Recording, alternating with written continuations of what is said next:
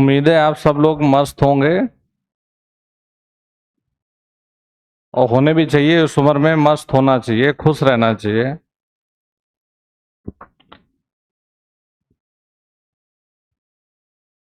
तो बढ़िया हो आप लोग।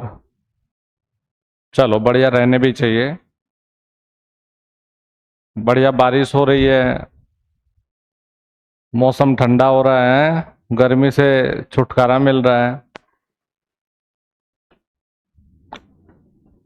चलिए बच्चों, तो मेरा नाम वगैरह तो आप लोग जानते ही होंगे भाई।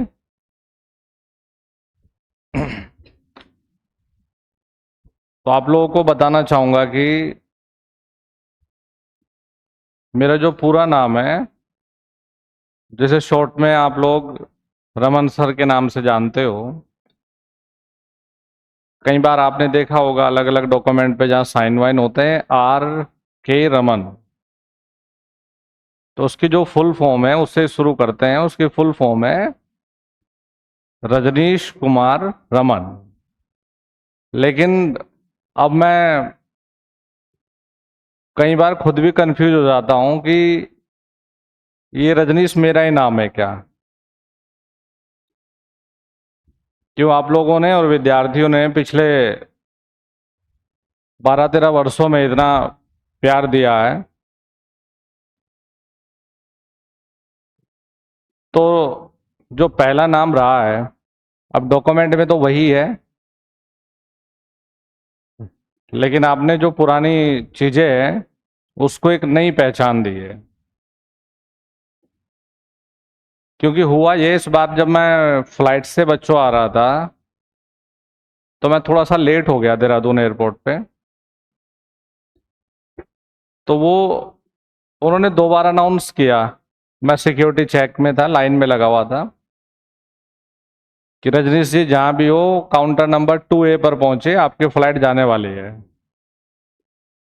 2 बार सुनने के बाद मुझे समझ नहीं आया, मुझे लगा किसी और को ही बुला रहे होंगे। जब बाद में दिमाग में कि नहीं यार मेरा ही नाम है, मैं देखा है इस पे, तब जाके मैं दौड़ के वहां पहुंचा। तो अब मुझे खुद भी मैं भूल गया कि ये मेरा ही नाम है। तो प्यारे बच्चों, मेरी जो बीटेक रही है वो 2008 में 8-9 सेशन में मेरी बीटेक कंप्लीट हो गई। उसके बाद में 1 साल समर्पण के साथ में दिल्ली में तैयारी करी। 2009 से 10 वाले सेशन में अप्रोक्स 3 मंथ जॉब की। इसके बाद में 5 बार गेट एग्जाम क्वालिफाई किया। उसके बाद एमटेक किया। एमटेक करने के बाद में अपने टीचिंग कैरियर की शुरुआत की।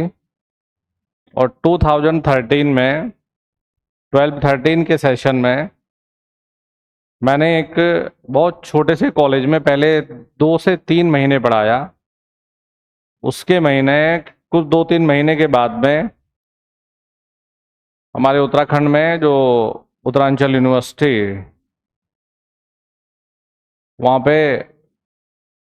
एज HOD भी काम किया, एज ए फैकल्टी मेंबर भी काम किया। और वहाँ पर मैंने लगभग 6 महीने 7 महीने के लगभग सर्विसेज दी।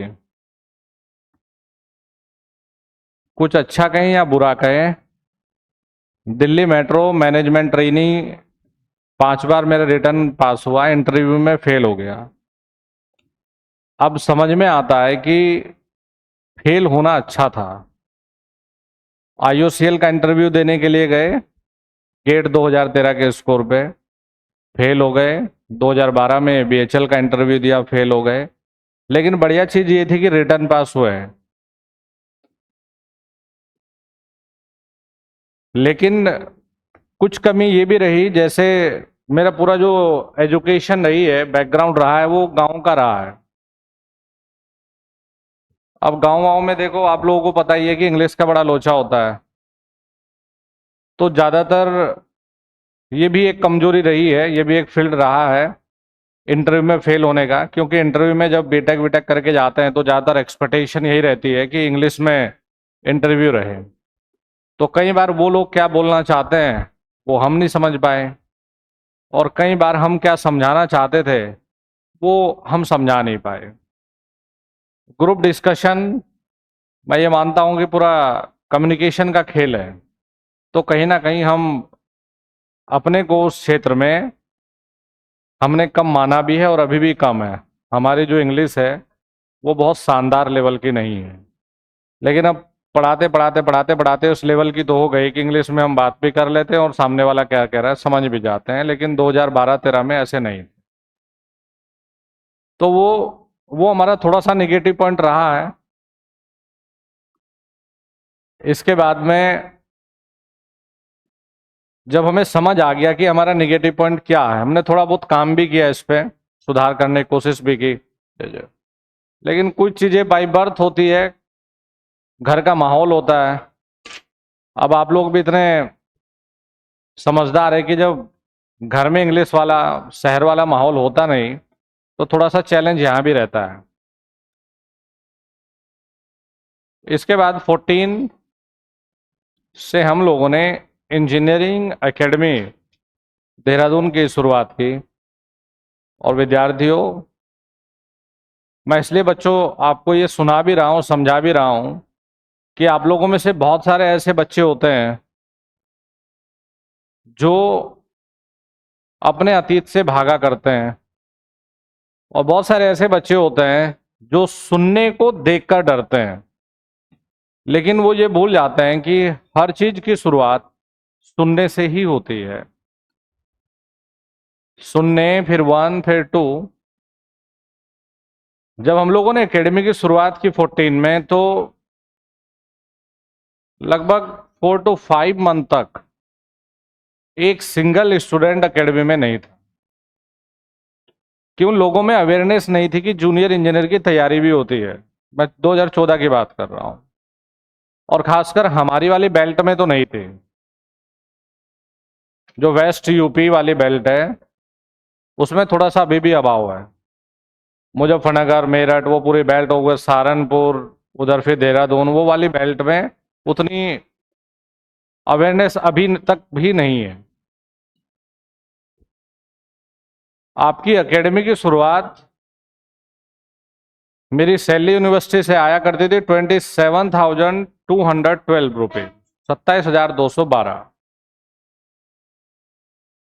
आपकी एकेडमी की शुरुआत हुई थी 22,000 रुपये किराए के एक हॉल से, जिसमें हमने 22,000 किराया दिया। 1-2 हज़ार रुपये का हमने बेटा फर्नीचर की व्यवस्था की, सिर्फ अपने बैठने की, बच्चों के बैठने की हमारे पास पहले महीने में कोई व्यवस्था नहीं थी, क्यों? हमारे पास फंड नहीं था। 5-6 महीने तक बच्चों में सेमिनार भी किया, समझाया भी। और सेमिनार में ऐसे नहीं कि भीड़ थी, एक एक, दो दो, तीन तीन बच्चों को जो भी मिला उसको समझाया। कॉलेज में विजिट करने के लिए ट्राई किया तो कोई जानता नहीं था, तो कुछ लोग अच्छे से बात करते थे, कुछ लोगों को लगता था कि तो कोचिंग वाले क्या परमिशन दें। कुछ लोगों ने दी भी है परमिशन, लोगों को जाके अवेयर किया। 6 महीने में जाके सिविल के 2 विद्यार्थी, एक मैकेनिकल और एक सिविल का बच्चा, सबसे पहले एकेडमी में आए। हमने कहा यार इन 2 से शुरू करेंगे। शुरुआत में इलेक्ट्रिकल में कोई बच्चा नहीं आया। फिर लगभग 2 महीने और बीत गए। 8 महीने के बाद में 4 विद्यार्थी इलेक्ट्रिकल के एकेडमी में पहुंचे। इन बढ़िया चीज ये रही कि हमें भी मेहनत करने का मौका मिला। इन 4 बच्चों का जो टाइम था वो 2 का 1 करना पड़ा, 1 का 1 और 1 का 1। हमें इन पे लगभग 4-5 घंटे देने थे। तो 2 बच्चों को हम सुबह 5:30 से लेकर 7:30 तक पढ़ाया करते थे, उसके बाद 7:30 से लेकर 9 बजे तक, उसके बाद यूनिवर्सिटी जाया करते थे अपनी जॉब पे। इस तरह से आपकी इस ईएडी की शुरुआत रही। और कितनी बार ऐसा भी रहा कि जब हम, बाइक थी हमारे पास में, अभी भी है, वो बहुत पुरानी आती है, 125 सीसी में डिस्कवर। तो कितनी बार ऐसे सिचुएशन हमने फेस की है इस दौरान में कि या तो बाइक में तेल डलाएंगे या फिर दोपहर का खाना खाएंगे। तो हमने सेलेक्ट किया बाइक में तेल डलाना। हमने कहा एक दिन में अगर भूखे भी रहेंगे तो कोई प्रॉब्लम नहीं है। पोस्टर हमने खुद लगाए हैं, बैनर हमने खुद लगाए हैं। शुरुआत में हम अकेले चले। तो जीवन में व्यक्ति को बेटा संघर्ष करते रहना और अपने पास्ट की मेहनत को कभी भूलना नहीं चाहिए। वो आदत हमने जो सीखी है, वो आदत हमने आज तक अपने अंदर कंटिन्यू रखी है, अपने जमीन से जुड़े रहने की। आज भी हम किसी की सुविधाओं के मोहताज नहीं है। जिस जिस तरह के रूप में आप लोग रहते हो, हम लोग भी उसी तरह से रहते हैं, सिर्फ इसलिए कि वो मेहनत करने की आग अभी भी ऐसे ही अंदर जलती रहे। और मेरा यही आप लोगों को कहना है कि जब भी आप किसी कार्य की शुरुआत करेंगे, मुश्किलें पहले हैं। मुश्किलों के बारे में विचार मत करो, मुश्किलों को स्वीकार करो। क्योंकि जब मुश्किलें आती हैं, इनके बारे में जो विचार करता व्यक्ति वो कमजोर है। और बेटा जो मुश्किलों को स्वीकार करता है, जीतता वही है। आज हमें यह खुशी है कि जो कॉलेज वाले हम लोगों को हल्के में लेते थे, अलाउ नहीं करते, आज वो हमें प्रॉपर कॉलेज में इनवाइट करते हैं कि सर हमारे कॉलेज में आइए, हमारे कॉलेज में आइए। मेहनत के दम पर इस दुनिया में कुछ भी संभव है। इसीलिए जब भी आप कंपटीशन की शुरुआत करें, जब भी आप कंपटीशन की शुरुआत करें, जीत बाद में है। सबसे पहले जो चुनौतियां इस संघर्ष में आएंगी, उनको स्वीकार करो, उनसे लड़ना है। अब कंपटीशन में शुरुआत में बच्चा जोश में होता है, मैं ये कर लूंगा, मैं ये कर लूंगा। धीरे धीरे 1-2 महीने, 2 महीने, 4 महीने, 5 महीने बाद वो बेचारा ठंडा होता चला जाता है। और रियल में जब मलाई खाने का नंबर आता है, उस समय वो तैयारी छोड़ चुका होता है। आपके सामने एक छोटा सा डाटा मैं रख दूं। तैयारी की शुरुआत अगर 100 स्टूडेंट करते हैं, 6 महीने में उनमें से 50 लोग ही रहते हैं। नेक्स्ट 3 महीने में उनमें से मात्र 100 में से 30 लोग बचेंगे।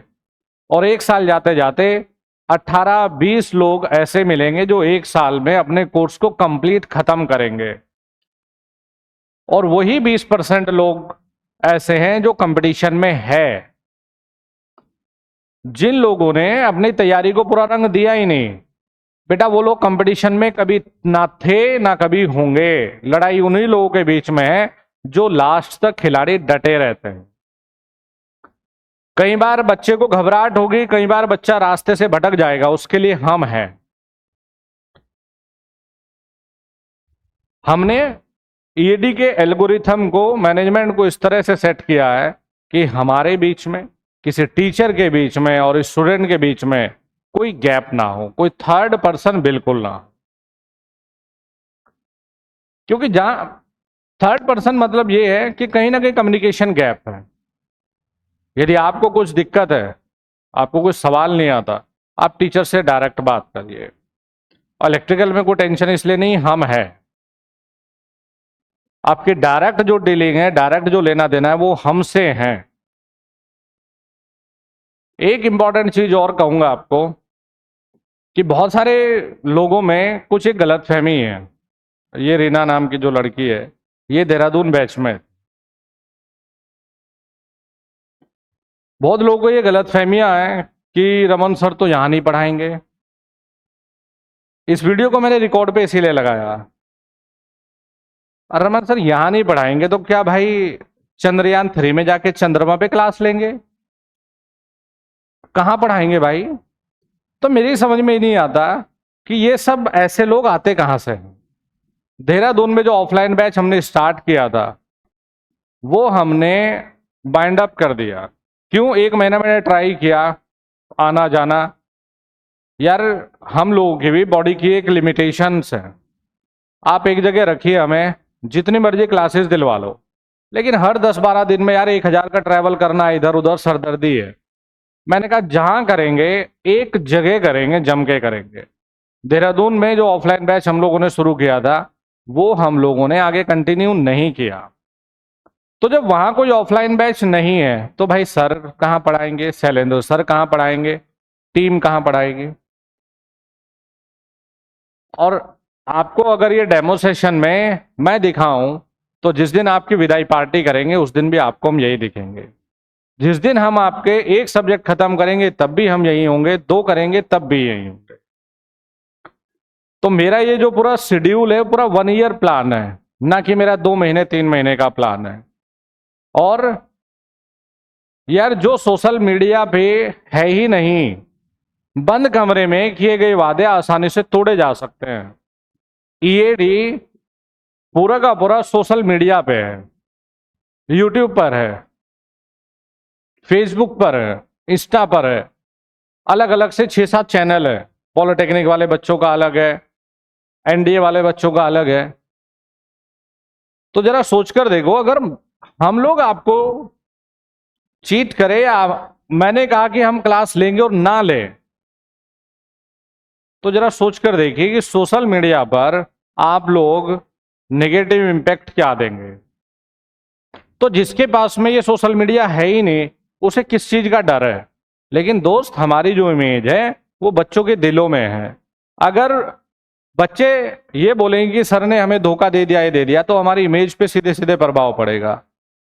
तो हम लोग तो एग्जिस्ट कर रहे हैं और सबसे बढ़िया ये करते हैं, इस भ्रांति को दूर करते हैं।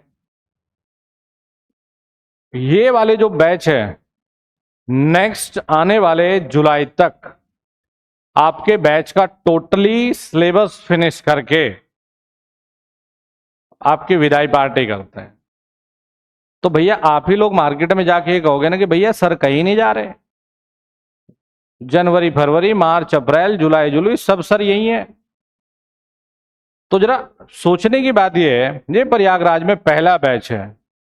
अगर हम लोग माना 15 साल से प्रयागराज में होते तो आई थिंक मुझे फर्क नहीं पड़ता। इतना तो कॉमन सेंस होना चाहिए सभी लोगों में भाई, कि चाहे कोई कोचिंग वाला हो चाहे कोई भी हो XYZ, हमारी दिल से शुभकामनाएं सबके साथ है। सब अपना अपना इस दुनिया में रोल अदा करने के लिए आए हैं। सब अपनी तरफ से स्टूडेंट के लिए बेस्ट करने की कोशिश करिए, बाकी स्टूडेंट खुद डिसाइड करें। तो इस तरह की कोई गलतफहमी पढ़ने की ना जरूरत है, इससे बड़ी कोई चीज नहीं हो सकती। मैं आपको क्लियर बोल रहा हूं कि भैया हम आपको यहीं मिलेंगे।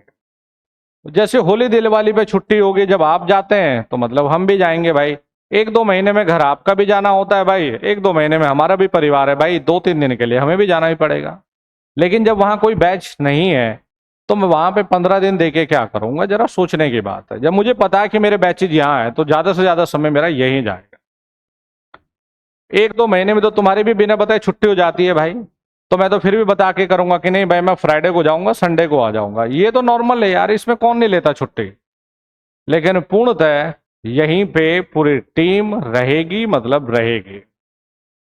तो प्यारे बच्चों, हम लोग जो ये बैच शुरू कर रहे हैं इसके सिलेबस पे जरा नजर डाल लेते हैं कि इसमें आप लोगों को क्या क्या मिलने वाला है।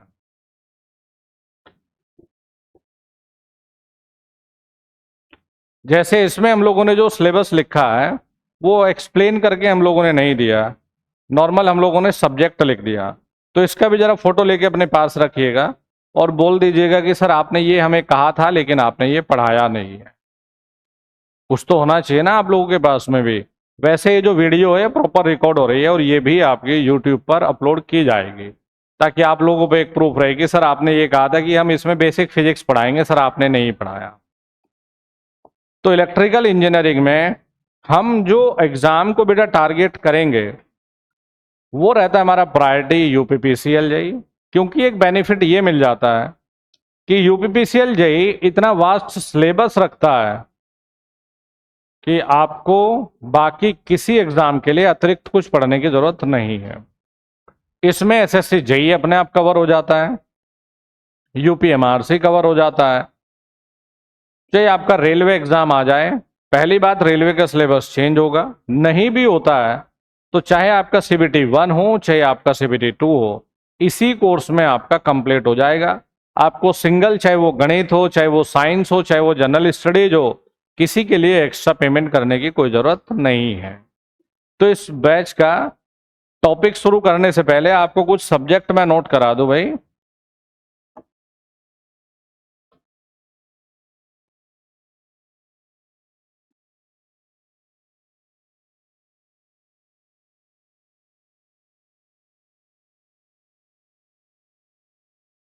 नहीं, ये तो मैं वैसे ही लिखा है, इसमें वाइट से ही लिखेंगे। मेरे लिए थोड़ा सा नया है ना ये, इस तरह का।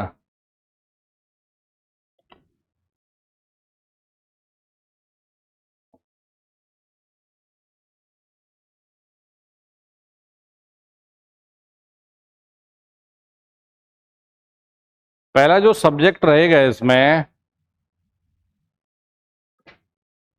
प्यारे बच्चों, एक टॉपिक है बेसिक फंडामेंटल। बेसिक फंडामेंटल में ये जनरली कोई सब्जेक्ट नहीं, लेकिन इसमें भी आपके 20 से 25 घंटे लग जाते हैं। क्योंकि देखो, बच्चे डिप्लोमा करके जब तैयारी की शुरुआत करते हैं तो बहुत सारी, अब डिप्लोमा मुझे भी पता है कि आप लोग कितनी मेहनत करते हो नहीं करते, तो बच्चे के बहुत सारी ऐसी मिसलेनियस चीजें होती है जो तैयारी के लिए उसको आनी चाहिए लेकिन उसको आते नहीं है। तो बेसिक फंडामेंटल में हम बेसिक इलेक्ट्रिकल ना पढ़ के अपनी इलेक्ट्रिकल की कुछ बारीकियां पढ़ेंगे।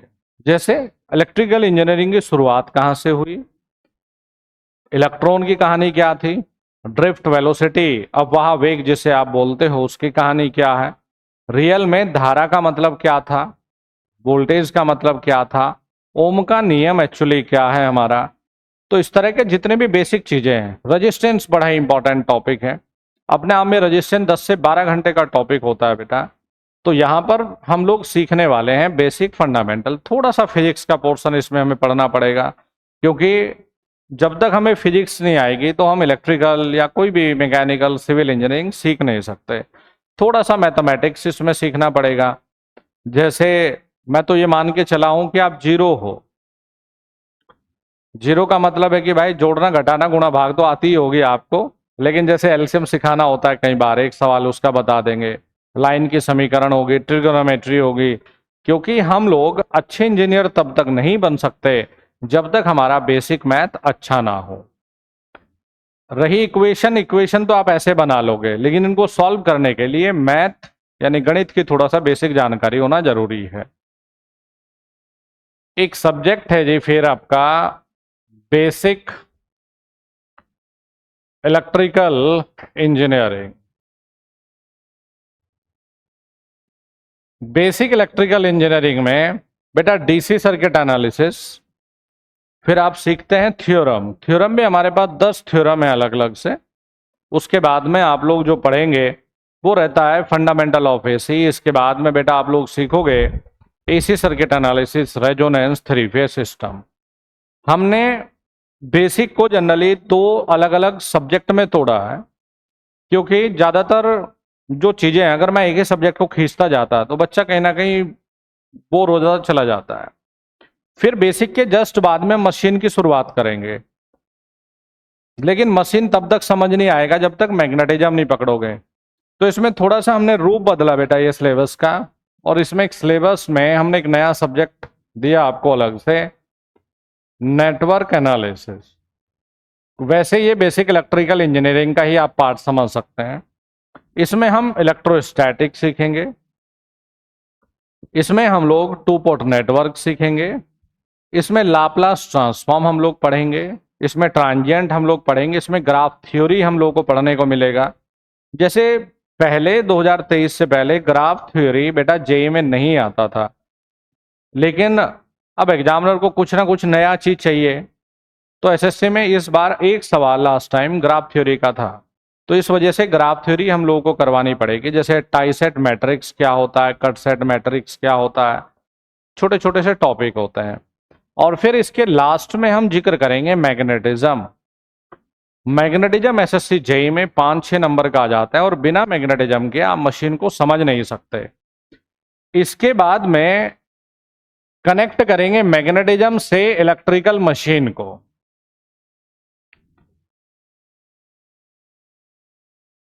ये जी इलेक्ट्रिकल मशीन। अब जैसे इलेक्ट्रिकल पावर सिस्टम है बेटा, तो इसे 3 अलग अलग सब्जेक्ट में तोड़कर पढ़ते हैं। एक होता है देखिए पावर प्लांट इंजीनियरिंग, ये इसलिए जरूरी है दोस्त, लास्ट टाइम यूपीपीसीएल में बहुत पूछा power plant engineering. Power plant engineering वैसे अलग सब्जेक्ट है, लेकिन आपका थोड़ा सा समय बच जाएगा। तो बेटा जो पावर जनरेशन के टॉपिक है इसको इसी में कर लेंगे, दोबारा पढ़ने की जरूरत नहीं है।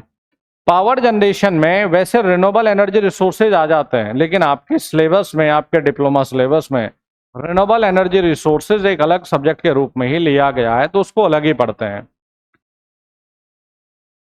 एक सब्जेक्ट रहता है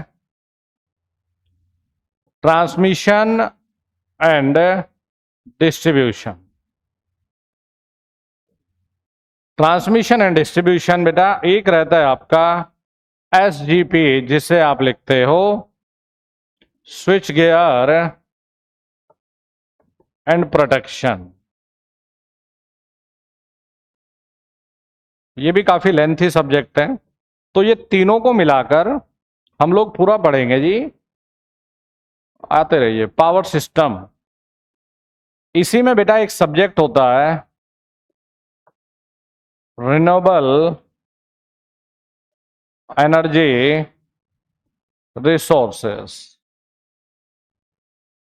इसी में बेटा हमें पढ़ना चाहिए आई रूल, सीपीडब्ल्यूडी रूल।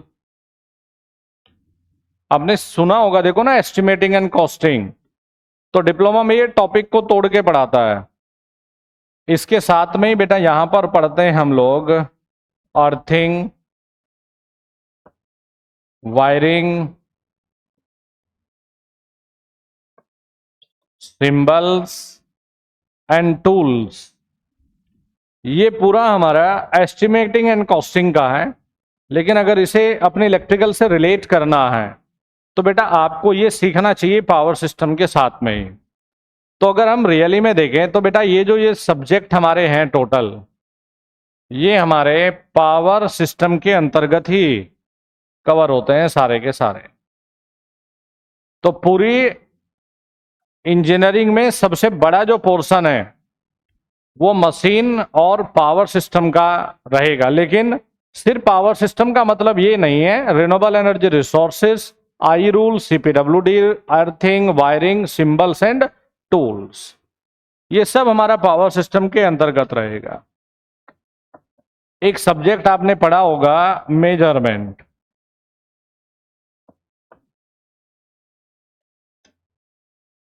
बेटा इंस्ट्रूमेंटेशन जिसमें आप ट्रांसड्यूसर पढ़ते हो वो एक अलग सब्जेक्ट है, जिसमें आप ट्रांसड्यूसर पढ़ते हो। आपको याद होगा स्ट्रेन गेज, अगर किसी ने थोड़ा बहुत पढ़ा होगा, स्ट्रेन गेज होता है, आरटीडी, थर्मिस्टर, थर्मोकपल, पायरोमीटर, है ना। आपने पढ़े होंगे एलवीडीटी, आरवीडीटी, ये सब हमारे इंस्ट्रूमेंटेशन में आते हैं। फिर है जी ये बेसिक इलेक्ट्रॉनिक्स।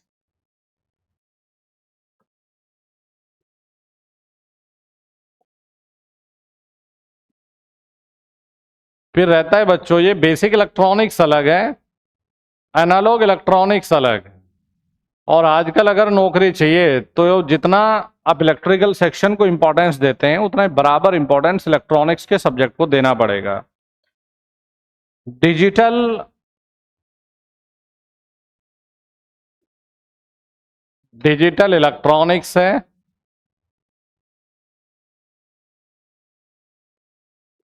फिर हमारा ये पावर इलेक्ट्रॉनिक्स है। बेटा ये जो पावर इलेक्ट्रॉनिक्स आप सीखते हैं, आपके डिप्लोमा में एक सब्जेक्ट को चेंज कर दिया, आपको जो सब्जेक्ट है बदल दिया, तो आपका कंट्रोल और जो पावर इलेक्ट्रॉनिक्स है उसको एक साथ इंडस्ट्रियल ड्राइव कंट्रोल ऐसा कुछ सब्जेक्ट बना दिया इन्होंने। तो ये पावर इलेक्ट्रॉनिक्स और फिर आप सीखेंगे जी UEET, यूटिलाइजेशन सब्जेक्ट है आपका ये। एस्टिमेटिंग एंड कॉस्टिंग को अलग करने की जरूरत नहीं, ये सारे टॉपिक हमारे ये कह सकते हैं एस्टिमेटिंग एंड कॉस्टिंग के रहेंगे। फिर ये रहता है बच्चों कंट्रोल सिस्टम,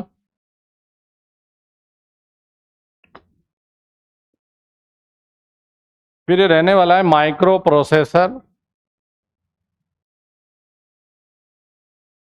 और माइक्रो प्रोसेसर में 8085 को, ये बहुत इंपॉर्टेंट है, 8086 उतना जरूरी नहीं है। उसी तरीके से बेटा माइक्रो कंट्रोलर, माइक्रो कंट्रोलर में 8051 बहुत जरूरी है, इंपॉर्टेंट रहेगा। PLC एंड स्काडा,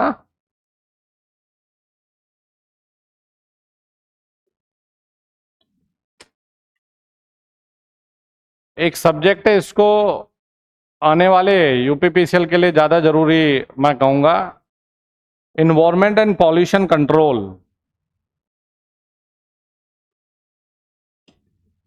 एक है जी आपका फिजिक्स,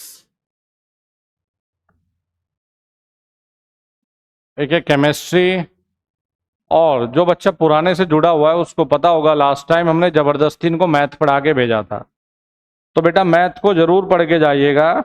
जो आप लोगों के डिप्लोमा का मैथ होता है, इसमें मैथ में फर्स्ट, सेकंड, थर्ड तीनों मैथ होना चाहिए आपके, जो 3 सेमेस्टर में है। एक है आपका जो सब्जेक्ट है बेटा सॉफ्टवेयर, याद है कुछ, जिसमें मैटलैब, ऑटोकैड, ये अलग अलग सॉफ्टवेयर है बेटा, होमर, लैबव्यू, ये लगभग 10 से 12 सॉफ्टवेयर होते हैं हमारे इलेक्ट्रिकल में इस्तेमाल। एक सब्जेक्ट है आपका, अगर UPPCL को ही टारगेट कर रहे हो, बेसिक ऑफ सिविल, और एक रहता है बेटा बेसिक ऑफ मैकेनिकल। अब तक जैसे UPPCL में ये आए नहीं, तो शायद थोड़ा सा सरप्राइज करे एग्जामिनर।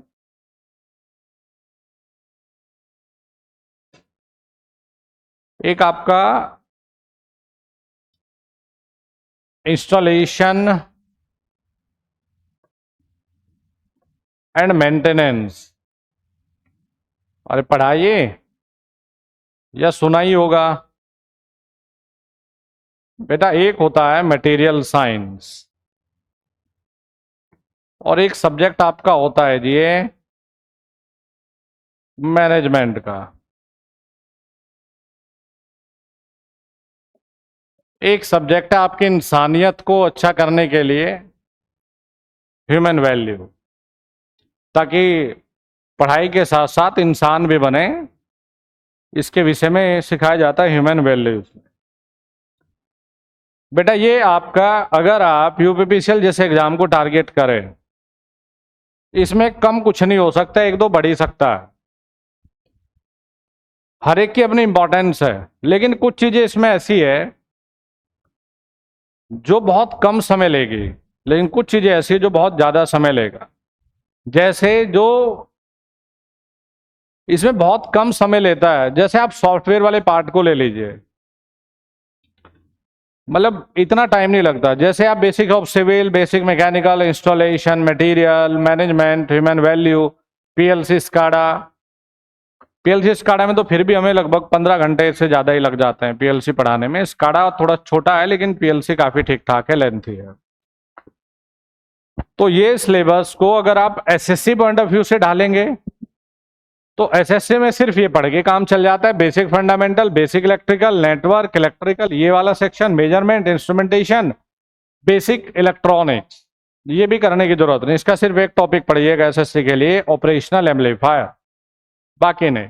इसके बाद में डिजिटल है, सिर्फ एक चैप्टर लॉजिक गेट के बारे में पढ़ेंगे। कंट्रोल सिस्टम है सिर्फ थोड़ा सा, पावर इलेक्ट्रॉनिक्स सिर्फ थायरिस्टर। मतलब SSC JEE का इसमें से 40% ही होता है। अगर रेलवे का जो पैटर्न है CBT 2, वो डिक्टो एसएससी जेई के सिलेबस को बेटा फॉलो करता है। जैसे यूटिलाइजेशन तक एसएससी में ठीक ठाक पूछ लेता है, लिखा नहीं है कि डिजिटल पूछेगा, लेकिन लॉजिक गेट के और बुलियन अलजेब्रा के एसएससी में सवाल आए हैं। अब बेटा आ जाते हैं, देखिए नॉन टेक पोर्शन पर। जो नॉन टेक पोर्शन है, मुझे नहीं पता आपको बेटा कितना आता है, नहीं आता। नॉन टेक पोर्शन में देखिए ये चीजें आप लोगों के लिए रहेगी जी। रीजनिंग, नंबर 2 पर एप्टीट्यूड, इसका कोई अलग से चार्ज वार्ज नहीं देना आपने, क्योंकि अगर रेलवे में आ गए और सीबीटी 1 ही होने लगा तो हम फिर भी तैयार हैं। साथ में हिंदी, क्योंकि यूपीपीसीएल में काफ़ी है, यूपी के एग्जाम में काफ़ी रहेगा। इसके साथ में है जनरल अवेयरनेस या जनरल स्टडीज। अगर किसी एग्जाम में इंग्लिश आती है तो इंग्लिश की कुछ व्यवस्था करा दी जाएगी।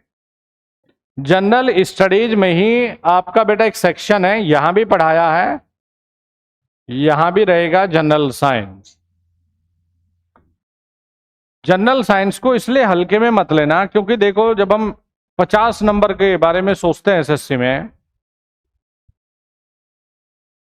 तो जनरल स्टडीज समुद्र है, हमें थोड़ा सा स्मार्ट काम करना पड़ता है।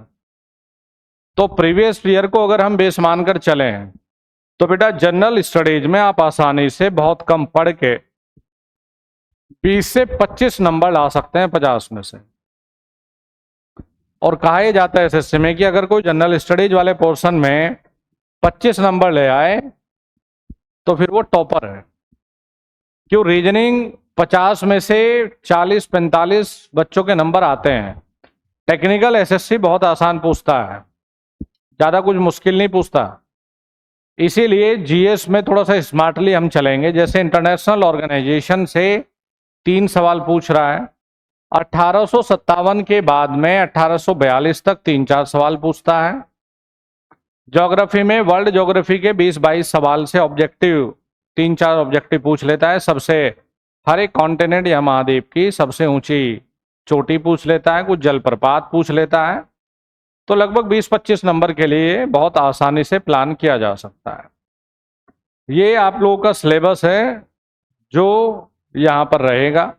अगर बेटा इसमें हम बहुत लग के मेहनत करें तब भी आप ये मानकर चलिए कि 1 ईयर तो डेफिनेटली है। इतने सब्जेक्ट हैं, अगर रेगुलर हम लोग क्लासेज रखें तब जाकर 10 महीने 1 साल में कवर होगा। इसमें जो आप लोग जैसे ऑफलाइन वाले बच्चे हैं, बेटा जैसे ये जुलाई चल रहा है तो मंथली टेस्ट पेपर का जो प्लान है वो 1 मंथ एडवांस दिया जाएगा। ये पहले से चलता है भाई ईएडी में। ये 1 महीने का पूरा एडवांस प्लान रहेगा कि भैया अगस्त की 10 तारीख को ये पेपर है, 18 को ये है। पूरे 1 महीने का प्लान आपको मिल जाएगा। पेपर में अब्सेंट जो होगा उसे डोज दी जाएगी, तो अब्सेंट बिल्कुल नहीं होना है। नंबर कम आते हैं तो उससे बात की जाएगी बेटा प्रॉब्लम कहाँ है। जो ऑफलाइन है, अब ऐसा तो होगा नहीं कि हमने पढ़ाई और तुरंत नौकरी मिल जाए। तो बेटा आप लोगों की जो ये क्लास चल रही है, वैसे ही अपने सब सेशन की वीडियो रिकॉर्ड करके एक ऑनलाइन कोर्स क्रिएट करके 1.5 साल की वैलिडिटी के साथ आपको ये थमा दिया जाएगा। लेकिन इसमें कंडीशन यही है कि छुट्टी जब लेंगे जब इमरजेंसी हो। अगर कोई वैसे ही बिना बताए भाग गया, चाहे उसकी फीस पूरी भी है, तब भी उसमें से मैं ब्लॉक करूंगा इसको। ये इसलिए कि कोर्स की अगर फीस दी है तो यहाँ बैठ के पढ़ने के लिए पढ़ बढ़िया से। तबीयत खराब है, कुछ फैमिली में इमरजेंसी हो जाए तो बता के बेटा इन्फॉर्म करके जाओ कि सर हम 5 दिन नहीं आएंगे, 5 दिन की क्लास देख लेना, कोई दिक्कत नहीं है, नुकसान नहीं होगा। तो अगर थोड़ा सा स्ट्रिक्ट है तो इसमें 2 चीजें हैं दोस्त।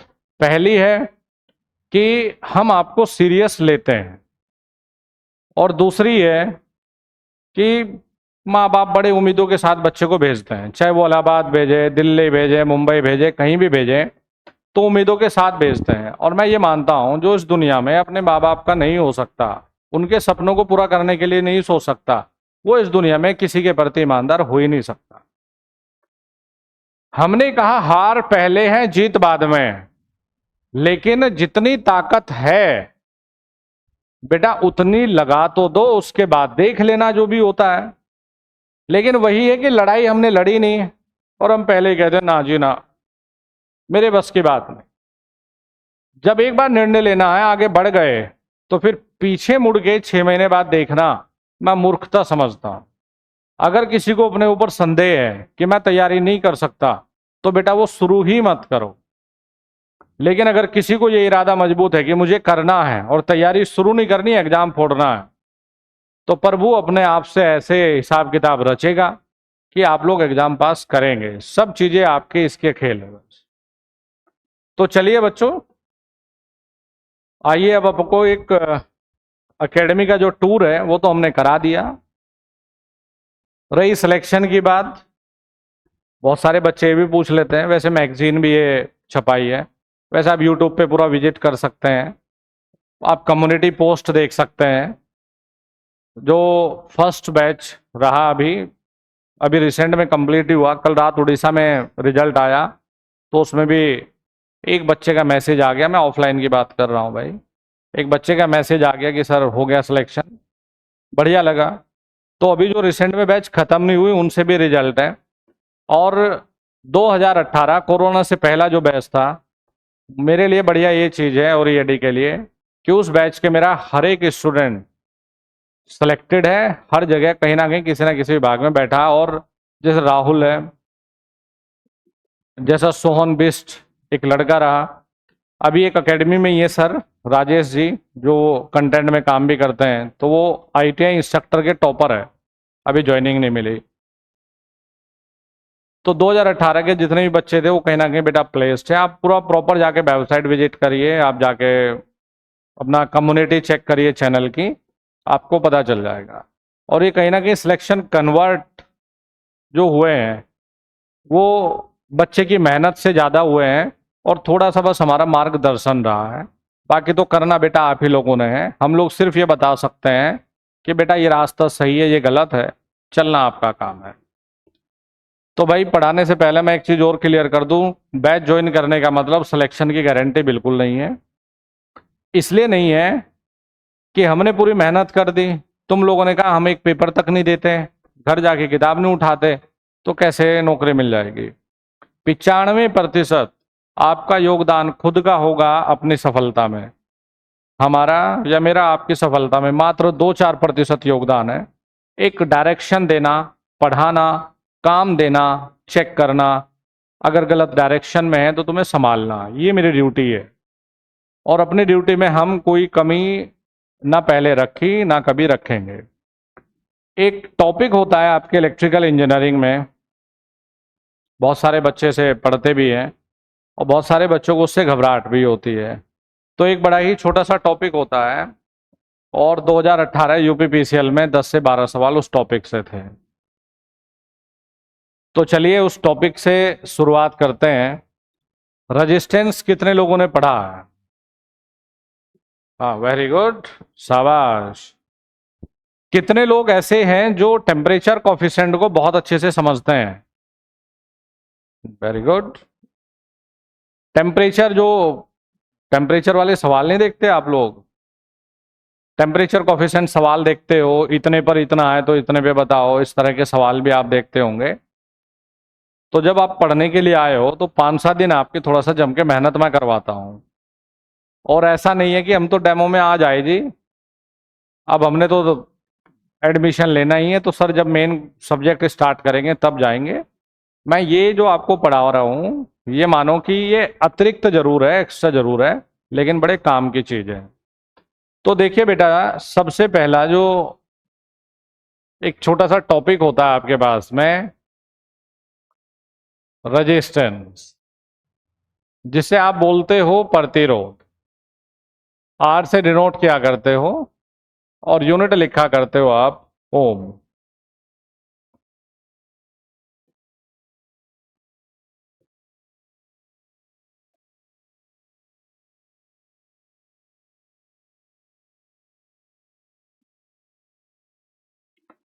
जैसे ये हमारे पास में कोई कंडक्टर रहता है,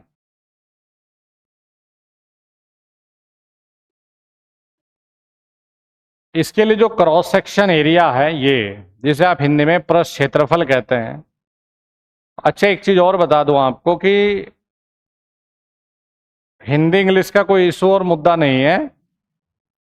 जितने भी नोट्स है ये आपको दोनों भाषाओं में मिलेंगे,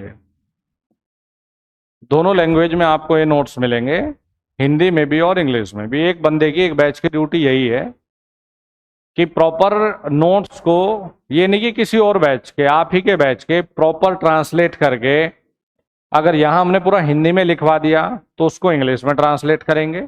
दोनों भाषाओं में नोट्स मिल जाएंगे। जो इंग्लिश में चाहता है वो इंग्लिश में लिख लेना, जो हिंदी में चाहता है वो हिंदी में लिख लेना। वैसे भाषा का कोई बाउंडेशन होगा नहीं, क्योंकि पूरी क्लास में जैसे मैं बात कर रहा हूँ, इलेक्ट्रिकल मशीन हो चाहे बेसिक हो चाहे आपका पावर सिस्टम हो, वैसे ही मैं बात करने वाला हूँ आपके साथ। तो ये अगर बेटा क्रॉस सेक्शन एरिया है बच्चों, और ये दिया है हमें लेंथ, तो इसके लिए आपने सीखा ये है कि सर रेजिस्टेंस आर बराबर में रो एल अपॉन ए, यूनिट हो गई जी हमारी हो। आर बराबर में रो एल अपॉन ए। तो आप ये सीखते होंगे कि जो रेजिस्टेंस है ये टाइप ऑफ मटेरियल, यानी कि यहां पर जो रो होता है ये कहलाता है रजिस्टिविटी, जिसे हम स्पेसिफिक रेजिस्टेंस भी कई बार लिखते हैं और हिंदी में कहते हैं प्रतिरोधकता। तो यहां पर इसकी जो यूनिट है बेटा ओम मीटर है।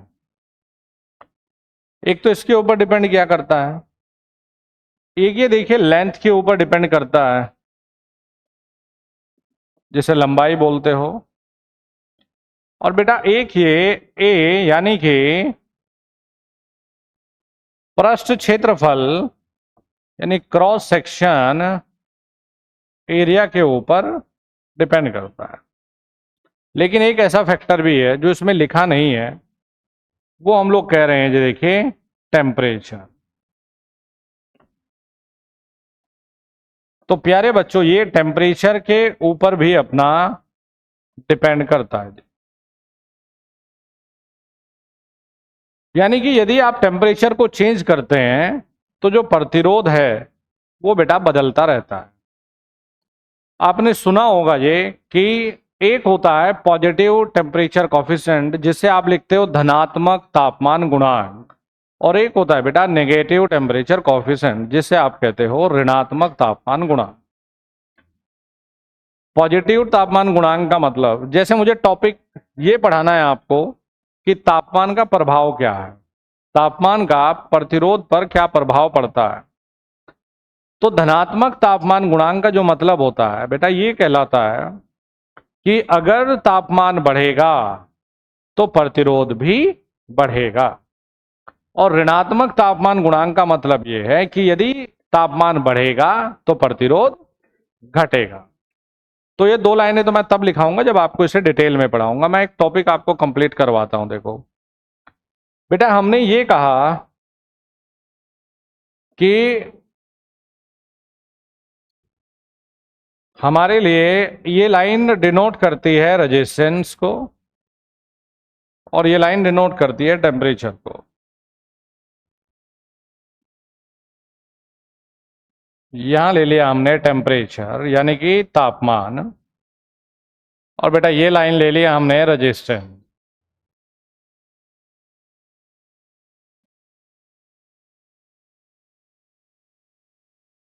हमने कहा कि 0 डिग्री पर तापमान पर जो प्रतिरोध है ये आर नॉट है, और जैसे ही बेटा हमने ये तापमान बढ़ाया, हमने टी कर दिया, तो ये यहां से ये आर नोट की लाइन है।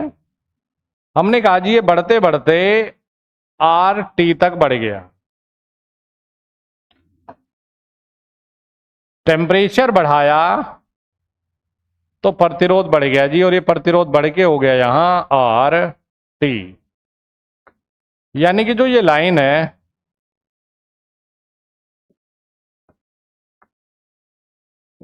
ये लाइन दे रही है यहां पर आर टी। अब मुझे ये बताइए बेटा, मैंने इसे ए कहा, इसे बी कहा और इसको सी कहा, और ये एंगल हमने ले लिया जी थीटा। हमने कहा जीरो पर किसी पदार्थ का तापमान, ये थोड़ा सा मुश्किल टॉपिक जरूर है, इसलिए मैंने आसान टॉपिक को उठाया ही नहीं, इसको समझा के भेजेंगे हम आपको। जीरो पर प्रतिरोध आर नॉट है, हमने तापमान बढ़ाया चालक का तो प्रतिरोध बढ़कर आर टी हो गया। ठीक है जी। तो देखिए इसमें हमें क्या क्या सूत्र मिलते हैं और इसमें हमें क्या क्या कैलकुलेशन करनी पड़ेगी, और अगर थोड़ा सा समय मिला या फिर कल, इसमें बहुत ही शानदार हमारे 4-5 शॉर्टकट है। आपको पेन नहीं चलाना, इसमें आप बढ़िया से बढ़िया मुश्किल से मुश्किल न्यूमेरिकल को बिना पेन चलाए आंसर कर दोगे। लेकिन पहले इसको थोड़ा सा डिटेल में देखो। बेटा ये बताइए कि यदि हम ये कहें कि यहां से यहां जो टोटल है ये कितना हो गया, आर टी। ओके जी, ये देखो जी आर टी। और बच्चों जो ये हमें दे रखा है यहां से आर नॉट दे रखा है सर, ये है आर नॉट। तो मेरे बच्चों क्या आप ये बता सकते हो कि यहां से यहां क्या है? वेरी गुड, ये हो जाएगा यहां R T minus R naught. ठीक है। क्या स्टूडेंट आप ये बता सकते हो कि यहां से यहां तक कितना ये टेम्परेचर है? आप कहेंगे सर यहां तो हमें टी मिला है, ये टी है। तो आपने अपने बेसिक गणित में एक फॉर्मूला पढ़ा होगा, प्रवणता, जिसे आप बोलते हो स्लोप। स्लोप का मतलब ये होता है, जब आपको गणित पढ़ाऊंगा तब बताऊंगा ये मतलब भी, कि क्षैतिज एक्स से, दो एक्सेज है ना, वैसे तो तीन है लेकिन आप 2D में ही पढ़ते हो। एक होता है हॉरिजॉन्टल एक्सिस और एक होता है बेटा वर्टिकल एक्सिस। तो जो भी पृथ्वी के सतह के समांतर लिया जाता है वो है हॉरिजॉन्टल। हॉरिजॉन्टल को बोलते हैं हम क्षैतिज एक्सिस। और बच्चों एक होता है ऐसे लंबवत यहां से, जिसको हम बोलते हैं वर्टिकल या ऊर्ध्वाधर, है ना। तो स्लोप ये बताता है किसी भी लाइन का कि ये क्षैतिज एक्स पर इसका झुकाव कैसे, ये हमें देखना होता है। तो अगर हम ये जो लाइन गई है बेटा, इस लाइन का अगर हम स्लोप निकाले बच्चों, तो देखिए जी स्लोप होता है, स्लोप बराबर में बेटा हम लिखते हैं m बराबर में tan थीटा, और जो tan थीटा होता है वो कहलाता है लंब अपॉन आधार। तभी तो मैं बोल रहा हूं बेसिक गणित पढ़ाऊंगा तुम्हें, चिंता ना करो। लेकिन tan का तो मतलब पता ना, साइन कोस tan, फिर इनका उल्टा लिखते हैं हम लोग कोसेक सेक और tan, ये वो कॉट। तो बेटा लंब अपॉन आधार।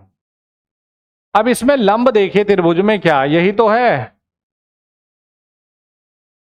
आप कहेंगे सर बी सी बटे में देखो ये ए बी, तो हमें मिला ये m बराबर में बी सी, देखिए क्या मिल रहा है, R T minus R naught upon में टी, स्लोप। और ये स्लोप को अगर आप थोड़ा सा थ्योरी कहें, थ्योरी क्या हो सकती है, नॉर्मली वैसे पूछ रहा हूं कि फॉर्मूला को देखकर ये फॉर्मूला क्या दर्शाता है? प्रतिरोध परिवर्तन किसके सापेक्ष में? तापमान परिवर्तन के साथ में। भाई तापमान परिवर्तन इसलिए कि T-0 भी तो है ना। T-0 मतलब तापमान परिवर्तन, RT-R0 मतलब प्रतिरोध परिवर्तन। तो स्लोप क्या दर्शाती है? तापमान परिवर्तन के साथ में प्रतिरोध परिवर्तन, ये बेटा बताती है यहां पर स्लोप। अगर इंग्लिश में लिखे तो हम कहते हैं change in resistance with respect to change in temperature. Hindi में हम लोग कहते हैं इसे कि तापमान परिवर्तन के साथ में प्रतिरोध परिवर्तन। अब हमें ये m मिल गया जी। तो देखिए जी, अल्फा से हम डिनोट करते हैं टेम्परेचर कॉफिशिएंट को, जिसे हम लोग तापमान गुणांक या टेम्परेचर कॉफिशिएंट कहते हैं। अब आपने कहा सर हमें इसकी यूनिट तो नहीं पता। देखो आपने कहा हमें नहीं पता इसकी यूनिट, तो देख लेंगे कि यूनिट इसकी बनती क्या है। तो जब भी आप 0 पर लिखेंगे तो हम लिख लेते हैं अल्फा नॉट, और माना टी पे लिखना है तो लिख लेंगे जी अल्फा टी। तो अल्फा नॉट या अल्फा बेटा ये हम लोग लिखा करते हैं स्लोप अपॉन में, ये बताइए 0 पर रेजिस्टेंस क्या है? अल्फा देखिए क्या बताता है, यानी टेम्परेचर कॉफिशिएंट क्या डिनोट करता है? टेम्परेचर कॉफिशिएंट ये कहता है कि ओरिजिनल प्रतिरोध के सापेक्ष में, यहां पर ओरिजिनल क्या है? R0। ओरिजिनल प्रतिरोध के सापेक्ष में तापमान परिवर्तन के साथ जो प्रतिरोध परिवर्तन होता है वो कहलाता है तापमान गुणांक। यानी कि जैसे मैं ये कहूं कि भाई ओरिजिनल 10 है, तो हम कहेंगे इस 10 के सापेक्ष में तापमान परिवर्तन करने से प्रतिरोध परिवर्तन कितना हुआ है। तो देखो बेटा यहां हमने रखा स्लोप बटे, ये बताइए इस पे ओरिजिनल रेजिस्टेंस क्या है? R0 है। तो आपने कहा सर ये तो R0 मिल गया हमें। अब जरा इस फॉर्मूले में ये वैल्यू रख दो आप, अल्फा नॉट बराबर में स्लोप क्या है? RT माइनस R0 अपॉन में T इंटू R0। अब जो लाइन पढ़ी है, जो लाइन मैंने कही है, उस लाइन को यहां लगाओ, फिट बैठेगी कि नहीं। हमने कहा ये ओरिजिनल रेजिस्टेंस के रिस्पेक्ट में तापमान परिवर्तन करने से प्रतिरोध में कितना परिवर्तन होगा, तो ये दर्शाता है टेम्परेचर कॉफिशिएंट। यहां से हमें ये पता चल जाता है कि सर तापमान गुणांक का मान यदि ज्यादा होगा, ज्यादा तब होगा जब ये अंतर ज्यादा आएगा। भाई ज्यादा तब होगा जब RT माइनस R0 का बेटा डिफरेंस ज्यादा होगा। देखो जरा, तो एक बात बताओ जरा, अगर मैं प्रैक्टिकली इस कमरे से एक उदाहरण आपको बताऊं, यहां पे आपने इस लाइट का जो प्रतिरोध है माना 2 ओम है, तो हीट 2 ओम से है। आपने कहा सर इस लैंप को बाहर में ठंडे मौसम में इस्तेमाल कर लूं, तो अगर ये तापमान परिवर्तन के साथ बहुत ज्यादा प्रतिरोध परिवर्तन होगा तो आप उसे बेकार मानते हो। क्यों? आपने कहा जी दुकान के अंदर तो ये तेज जल रहा था जी, घर लाए सर्दी में लगा दिया जी तो गड़बड़ हो गया। ये तो बल्कि वैसे भी कोटेड है, तो अंदर है फिलामेंट, तो कोई फर्क पड़ेगा नहीं। लेकिन जैसे हीटर है, जैसे जो भी ओपन चीजें हैं, तो हम ये चाहते हैं कि देखो जी हमारे लिए प्रतिरोध बनाने के लिए वो पदार्थ अच्छे हैं जिनका तापमान गुणांक कम हो। फिर हमने तलाश शुरू करी कि यार प्रतिरोध बनाने हैं, तो हमें एक मटेरियल मिला मैग्नीन। मैग्नीन मटेरियल बेटा ना के बराबर तापमान गुणांक रखता है, नेग्लिजिबल। अब जरा सोचो, ना के बराबर तापमान गुणांक अगर है तो इसका तात्पर्य क्या हुआ?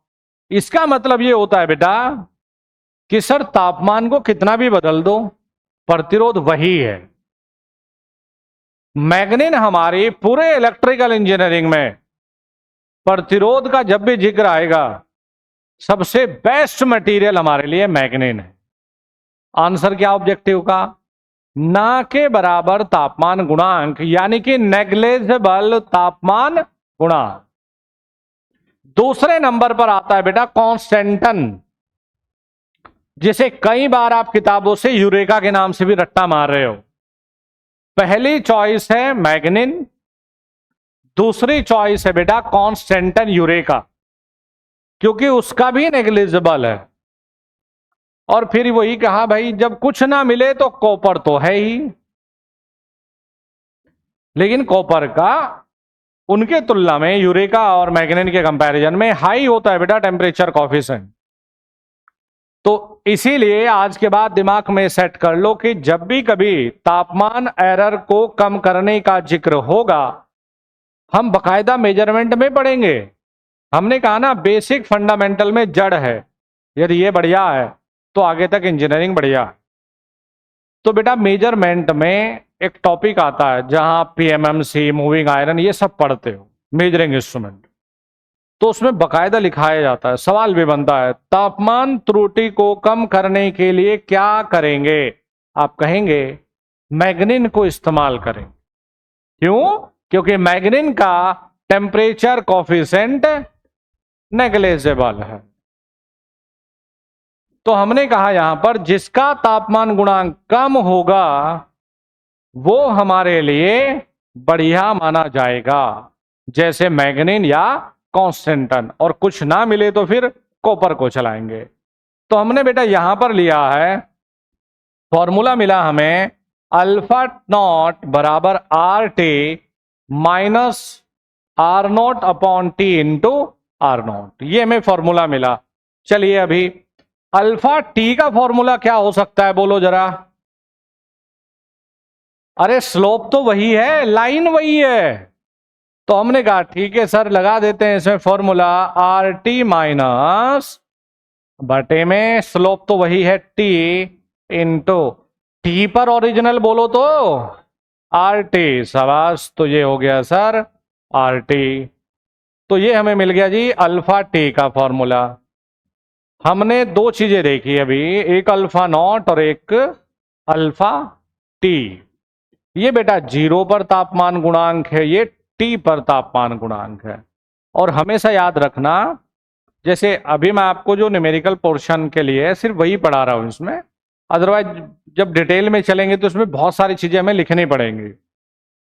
तो हमने क्या कहा कि आज के बाद हमारे दिमाग में सेट होना चाहिए कि जिस मटेरियल का टेम्परेचर कॉफिशिएंट कम होगा वो उतना ही बढ़िया माना जाएगा। तो देखो यहां से हमने बेटा ये देखा है अल्फा नॉट बराबर में आर टी माइनस अपॉन में बोलो जी टी इंटू आर नॉट। चलिए इसे यहां मल्टीप्लाई कर लेते हैं।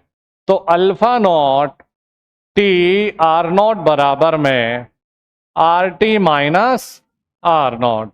बेटा आर टी बराबर में आर नॉट प्लस में अल्फा नॉट टी और आर नॉट कर लीजिए।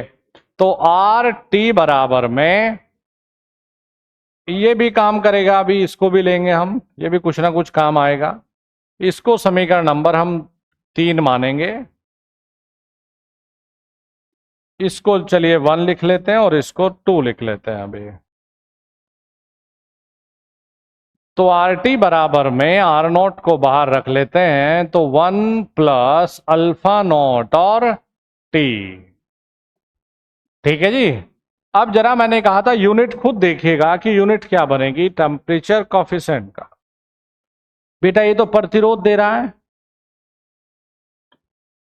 ऊपर तो प्रतिरोध है ना, तो इसका यूनिट क्या कहेंगे? ओम बटे टी का क्या है? टेम्परेचर ना बेटा। फिर आर नोट का क्या है? कैंसिल कर दे, ठीक है जी। तो बेटा यहां हमें मिला पर डिग्री सेल्सियस ही। देखो एक चीज और है, एग्जामिनर ने, आपने अगर पुराने पेपर को कुछ एनालिसिस करते होंगे,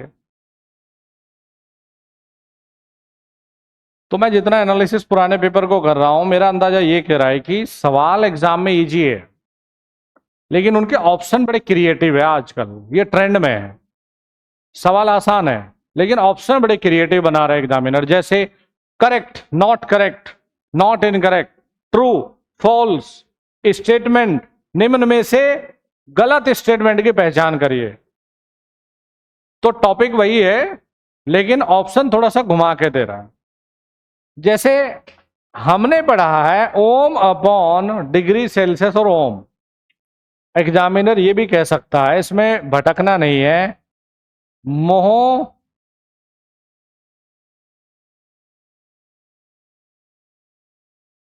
क्यों, मोह से मोह कट जाता है, बचेगा क्या? ये बचेगा। लेकिन ये दिमाग में रखो, ऐसा नहीं दे सकता कि मोह, ये गलत है, ये नहीं दे सकता। ये तो फिर भी कैंसिल है ना यहां से, क्या दिक्कत है? क्या मिल गया जी? हमने कहा जी हमारा तो यही सेम यूनिट है, तो पर डिग्री सेल्सियस हमें यूनिट मिल जाती है। बेटा ये रहा फॉर्मूला आपका पहला important formula, very very important. हमें क्या मिला जी? आर टी बराबर R naught one plus alpha naught और टी। अब जरा यहां से ये बताइए कि अगर मैं नॉर्मल सवाल दे रहा हूं आपको, मैंने कहा एक तार का प्रतिरोध, चलो सवाल लिखवा दूं आपको। हमने कहा जी a wire having resistance of, easy सवाल दे रहा हूं, 10 ohm and its temperature coefficient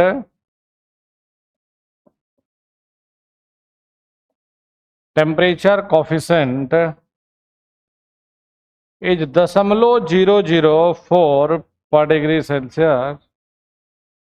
A wire having resistance of 10 ohm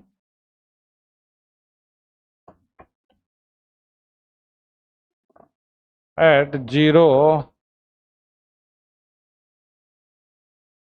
its temperature coefficient है, find resistance of wire, resistance of wire at 30 degree. देखो जिसे एक्सप्लेन कर देता हूं, मतलब क्या है बच्चों। एक तार का प्रतिरोध 0 तापमान पर 10 ओम है, ठीक है। क्या दे दिया? आर नॉट दे दिया, यानी कि आर 0 दे दिया। न्यूमेरिकल से डर लगता है क्या? अरे वाह, कुछ ऐसी चीज है जो जिससे डरना लगता हो? घूमना फिरना, मौज मस्ती। तो ये हो गया ये 0, ये दे दिया 10 ओम। और बेटा टेम्परेचर कॉफिशिएंट 0 पे कितना है? 0.004। कितने पे पूछा है? 30 पे। आसान सवाल है। हमने कहा जी आर टी बराबर में R naught one plus alpha naught और टी। तो बच्चों आर नॉट का मान कितना है सर? 10 दिया है। 1 प्लस अल्फा नॉट बेटा कितना? 0.004 गुणा टी का मान कितना है? 30। तो सॉल्व करके फटाफट से बता दो कितना आया है। 11.2। बस इस तरह के अपना छोटे छोटे सवाल से शुरुआत करते हैं। इतना कर लोगे अगर पेपर में आता है जी। लेकिन देखो गलती कहां होती है, जहां मैं बोलूंगा कि गलती होती है तो वहां लिख लिया करो कि हाँ सर ने कहा है गलती होती है। ये टेम्परेचर कॉफिशिएंट बेटा 0 पे ही होना चाहिए, तभी ये फॉर्मूला वैलिड है। एग्जाम में देता 40-50 पर है, बच्चा फिट करके आ जा रहा डायरेक्ट से यहां, तो ऐसी गलती नहीं होनी चाहिए। क्या क्या है फॉर्मूला में वैल्यू कि आर टी बराबर R naught 1 plus alpha naught और टी। तो अल्फा नोट का मान है, यानी कि तापमान गुणांक 0 पर ही होना चाहिए, और 0 पर नहीं है तो फिर हम 0 पर कन्वर्ट करेंगे। वो तरीका भी आएगा देखो। अब आपने कहा कि सर हमने ये भी सीखा है कि अल्फा टी बराबर में R T minus R naught, बोलो जी, टी इंटू आर टी। ये तो पढ़ा होगा आपने।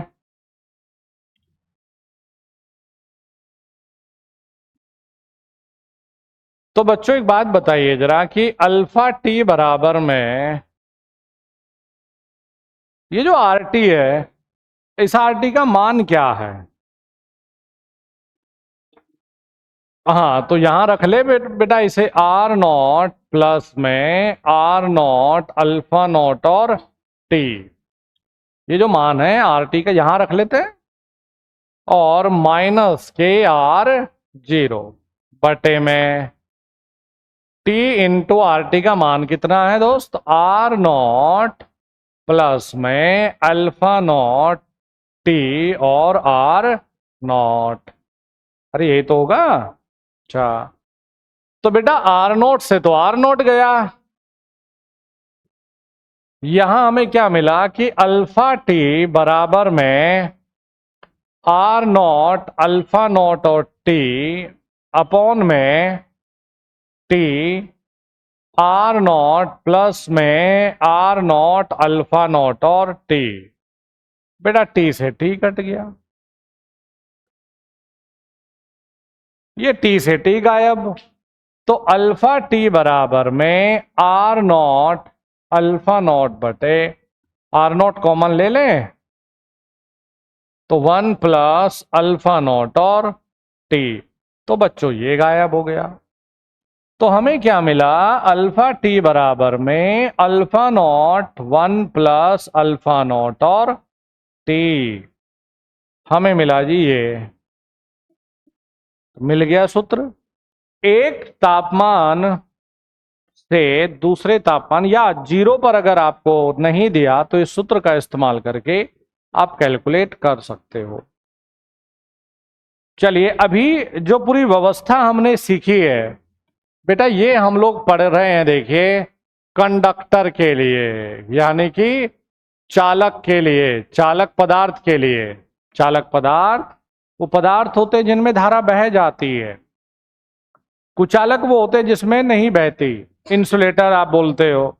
एक कहलाता है बेटा सेमीकंडक्टर, अर्धचालक, जिसकी जो कंडक्टिविटी है वो एग्जिस्ट किया करती है कंडक्टर और इंसुलेटर के बीच में। तो जब हम तापमान भी पढ़ेंगे तो तापमान का भी बंटवारा करते हैं। परम शून्य ताप अलग होता है, कमरे का ताप अलग होता है, और वातावरणीय ताप अलग होता है। तो कहा यह जाता है कि जो अर्धचालक पदार्थ है परम शून्य ताप पर एक कुचालक के रूप में काम करे और कमरे के तापमान पर एक चालक के रूप में काम करे। तो हमने जो ये सूत्र पढ़े हैं ना, ये सूत्र है कंडक्टर के लिए यानी चालक के लिए। देखिए साहब, चालक के लिए रिलेशन है अल्फा टी बराबर में alpha not upon 1 plus alpha naught और टी। यही तो है बेटा। ये बताइए चालक के लिए, अगर तापमान बढ़ता है, देखो तापमान बढ़ने से प्रतिरोध बढ़ता है, वो बात प्रतिरोध की है। ये बताइए तापमान बढ़ने से तापमान गुणांक पे क्या प्रभाव पड़ता है? कम होता है। तो याद रखना, यदि तापमान बढ़ेगा तो जो तापमान गुणांक है बेटा ये कम होगा। किसके लिए? कंडक्टर के लिए। अब बच्चे के दिमाग में ये भी आता है, ये चीज किताबों में एब्सेंट है। बच्चे के दिमाग में आता है कि सर जो न्यूमेरिकल है ये कुछ इस रूप में भी तो आ सकता है। लिख रहे हो क्या? फोटो फोटो खींच लो, घर जाके पढ़ के आना जब नेक्स्ट क्लास में आओगे।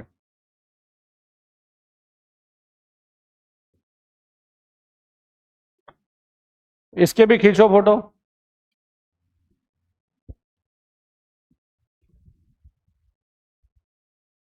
आज भगवान भोलेनाथ जी का जलाभिषेक है। हैं पापियों, पता नहीं तुम लोगों को, तभी तो बारिश हो रही है ये।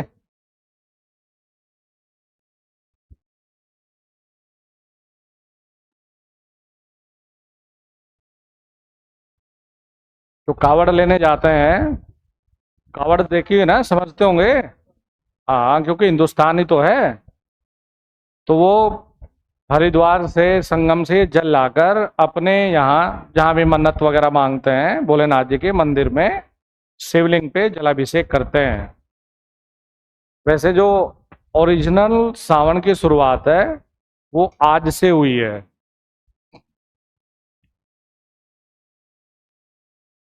ये भी लिख लो कि सर आपने ये कहा था, लिख लो। अरे नहीं नहीं, फोटो खींच लो। साइड में हमें भी लेना, नहीं तो तुम, हम बोल देंगे हमने नहीं कहा था, है ना। साइड में हम भी आने चाहिए। लेकिन जो हमने कहा है उसे भी रिकॉर्ड करना कि काम पूरा नहीं करोगे तो डोज मिलेगी, इसे भी करना। ये लो भाई, ये तो पढ़ा ही रखा हमने। वैसे तो तुम हमारी हैंडराइटिंग भी पहचान लिया करोगे। इसे भी लिखो।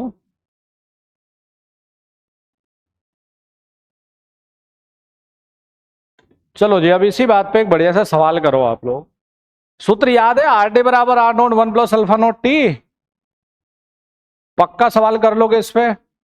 अच्छा, एक छोटा सवाल ये है,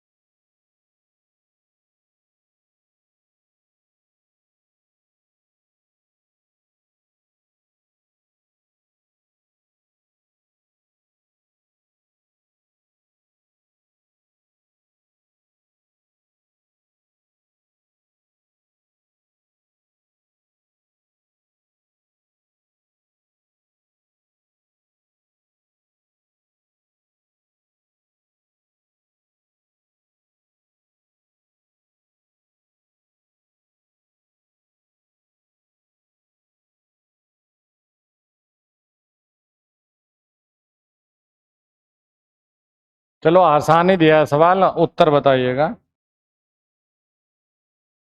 नहीं, सब लोगों को करना है यार।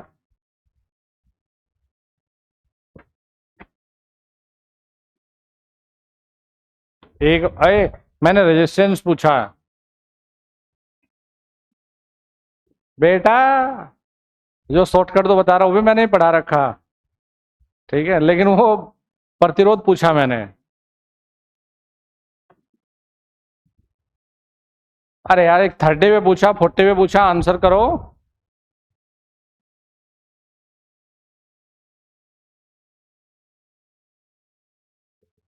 हम्म, ठीक है। कर लिया भाई सबने? हाँ, कितना आंसर आया?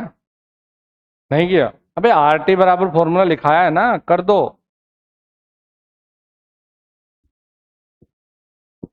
देवियो कुछ किया है?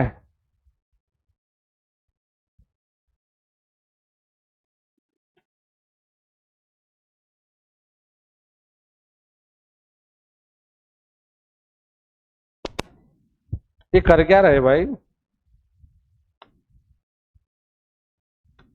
ये क्या क्या कर दिया?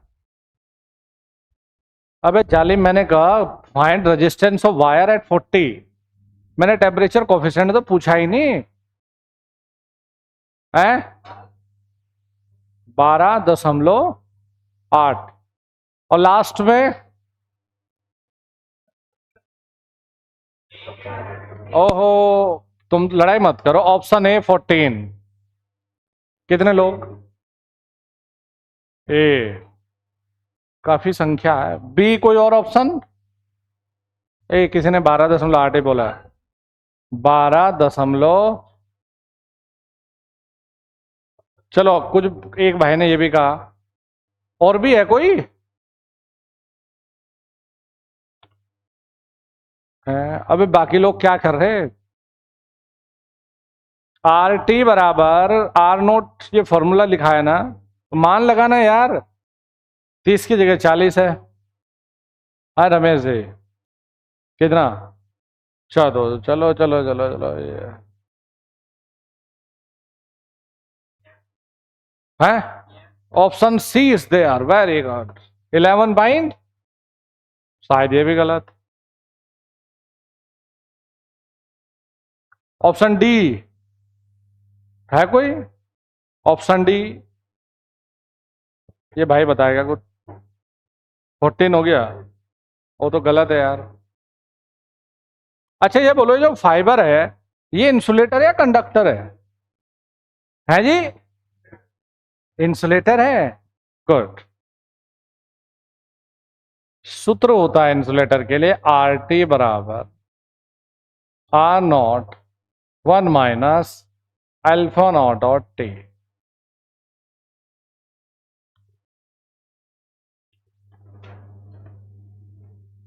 सूत्र ये हमने कहा भी है यार बच्चों, हमने कहा भी है चालक के लिए, जो चालक का जो तापमान गुणांक है बेटा, ये धनात्मक होता है।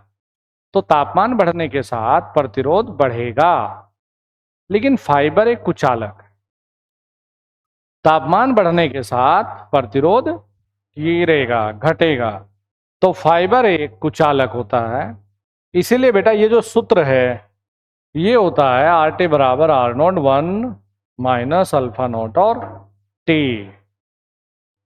तो देखो सेम चीज है, सेम फॉर्मूला, बस डिफरेंस क्या है, एक शब्द ने पूरी कहानी बदल दिया। पहले नॉर्मल वायर मेंशन था, वायर मतलब ठीक है जी, ये फाइबर लिख दिया। फाइबर एक इंसुलेटर है, इसीलिए बेटा फॉर्मूले में बस प्लस की जगह क्या किया, माइनस। और आर टी बराबर में 10 1 माइनस 1/100 इंटू टी कितना है, 40 है। अब इसे आप सॉल्व कर लीजिए जितना होता हो।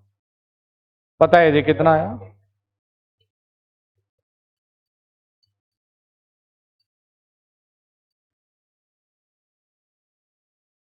ये हमें मिल गया जी आर टी बराबर में 6 ओम।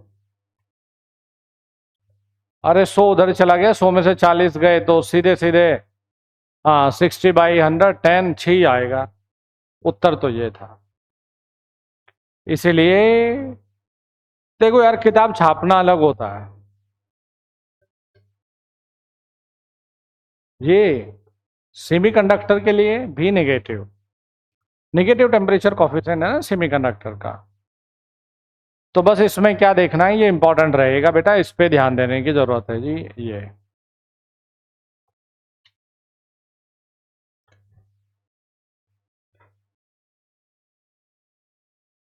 ठीक है, क्लियर है? गलती नहीं होनी चाहिए। जैसे मैं फिर एक बार बता दूं बेटा, जो भी कंडक्टर है ये होता है पीटीसी, पॉजिटिव टेम्परेचर कॉफिशिएंट। इसका मतलब है टेम्परेचर बढ़ने से प्रतिरोध का बढ़ना। बेटा जो इंसुलेटर होता है, हाँ, इंसुलेटर होता है बेटा नेगेटिव टेम्परेचर कॉफिशिएंट। यहां टेम्परेचर बढ़ने से बेटा प्रतिरोध घटता है। एक होता है अर्धचालक यानी कि सेमी कंडक्टर, इसमें भी बेटा एनटीसी देखने को मिलता है, यानी टेम्परेचर बढ़ने से रेजिस्टेंस बच्चों कम होता है। ठीक है, तो ये दिमाग में आपको रखना है। चलिए जी, अब नेक्स्ट चलते हैं यहीं से आगे।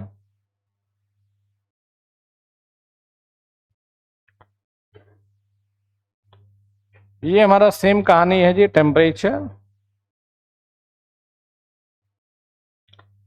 और बेटा ये दिया है रेजिस्टेंस आर।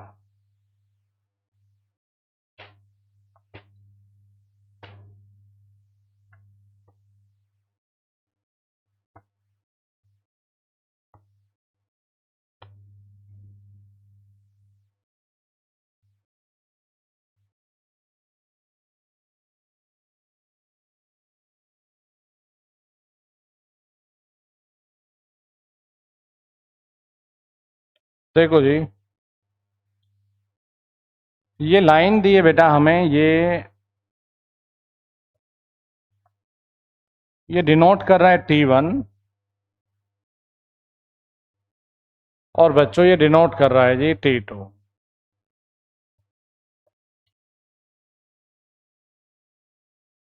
ठीक है, इस लाइन पे, ये लाइन अपनी यहां से है, जीरो से अपना आगे तक है। पहली बात तो इस लाइन पर, ये एसएससी में ऑलरेडी सवाल पूछा गया है, ये जरूरी नहीं है कि बेटा ये लाइन पूरा कंप्लीट ऐसे ही दिखाता हो। जैसे इसकी स्लोप निकालने की बात है तो ऐसे भी एग्जामिनर दे सकता है, सिर्फ ये भी इसकी स्लोप है। कैसे निकालेंगे कि लंब अपॉन आधार। बेटा एग्जामिनर ये भी दे सकता है इसमें, ये भी सेम स्लोप देगा, लंब अपॉन आधार। तो जैसे यहां पर हमने रेजिस्टेंस लिया है R1, तो ये लाइन क्या बनी, R1 वाली, और बेटा ये हमने ले लिया बच्चों R2। नंबरिंग कर लिया हमने A, B और C। मुझे ये बताइए कि यहां से यहां तक क्या बच्चों हम T2 माइनस T1 लिख लें, कोई दिक्कत नहीं। इसी प्रकार से क्या बेटा B से C, क्योंकि देखो यहां तक R1 है, लेकिन यहां से यहां तक तो R1 है, यहां से यहां तक R2 है। तो अगर मैं टोटल में से सिर्फ ये निकालना चाह रहा हूं भैया, सिर्फ ये, तो ये हो जाएगा R2 माइनस R1। अब हमने कहा जी ये कहलाया थीटा, और जरूरी नहीं कि एग्जामिनर यही थीटा दे। हॉरिजॉन्टल लाइन से या तो यहां दिखाएगा, यहां भी दिखा सकता है, यहां भी दिखा सकता है। ये यहां भी कह सकता है कि हॉरिजॉन्टल से एंगल थीटा है, एकांतर कोण समान बनेगा, टेंशन मत लेना इस बात की। तो मुझे ये बताइए कि अगर मैं स्लोप को लिखता हूं यानी प्रवणता, तो बेटा m बराबर में tan थीटा लिखूंगा कि नहीं, बोलो। और अगर मैं tan थीटा लिख रहा हूं तो अभी सिखाया लंब बटे आधार।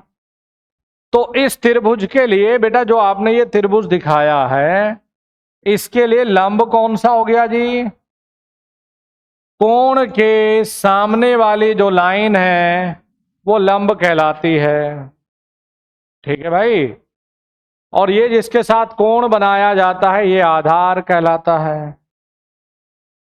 और भैया 90 डिग्री के सामने जो लाइन आती है वो कर्ण कहलाता है।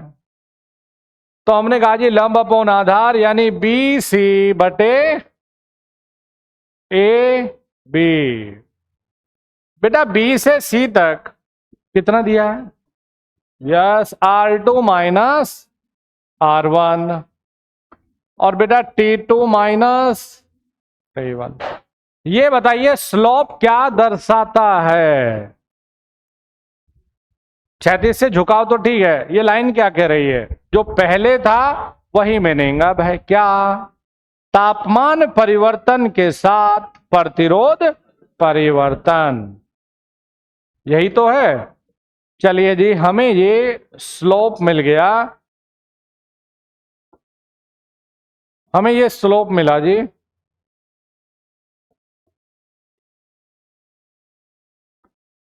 क्या था इसमें?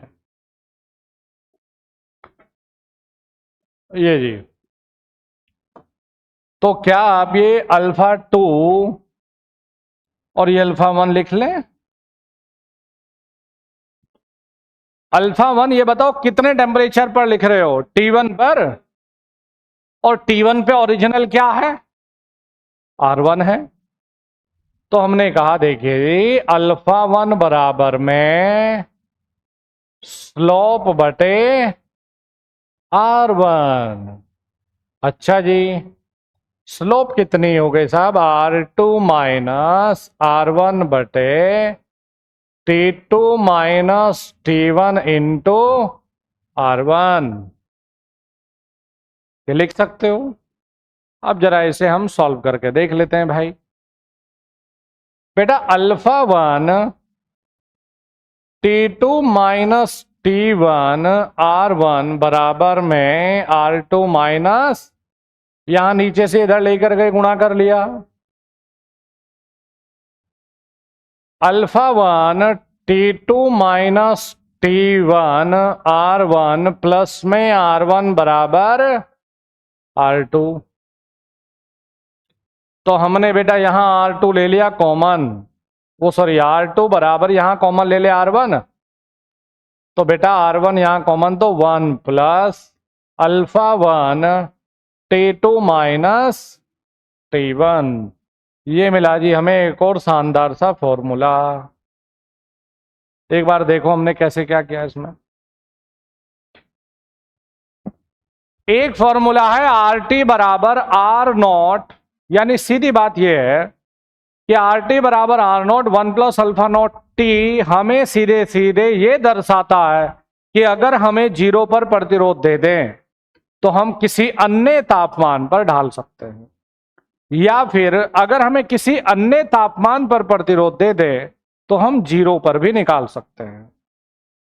यानी कि RT बराबर R0 1 plus alpha naught T. अब यहां सूत्र क्या मिला है? R2 बराबर में R1 1 plus alpha 1 T2 minus T1। अब ये बताओ, देखो आपके डाउट को और थोड़ा दूर करें। बच्चे को ये कंफ्यूजन हमेशा है कि सर यहां अल्फा 1 है या अल्फा 2 है, इसमें ना उलझे कभी भी। देखो यहां पर हमने क्या लिया है दोस्त? T2 greater than T1। तो जो भी टेम्परेचर कॉफिशिएंट लिया जाएगा वो हमेशा कम वाले टेम्परेचर पर ही लिया जाएगा। भाई R2 लिख रहे हो, R2 लिख रहे हो T2 पर, तो R2 बराबर R1 1 प्लस कम वाले पर क्या है? अल्फा 1 T2 माइनस T1, ये मिला। अब देखो जी इसी का थोड़ा सा हम ऑपरेशन करते हैं कि ये हमारे लिए क्यों जरूरी है, क्यों खास है। ये बताइए जरा, क्या हम ये लिख सकते हैं कि R2 बराबर में R1 1 प्लस अल्फा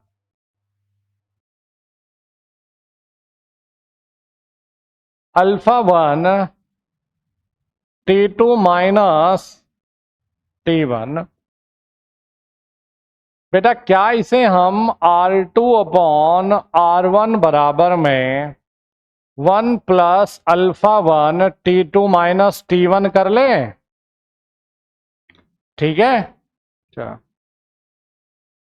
क्या हम α1 T2 माइनस T1, बेटा इस एक को इधर भेज दें तो R2/R1 minus 1, α1 T2 minus T1 बराबर में R2 माइनस R1/R1।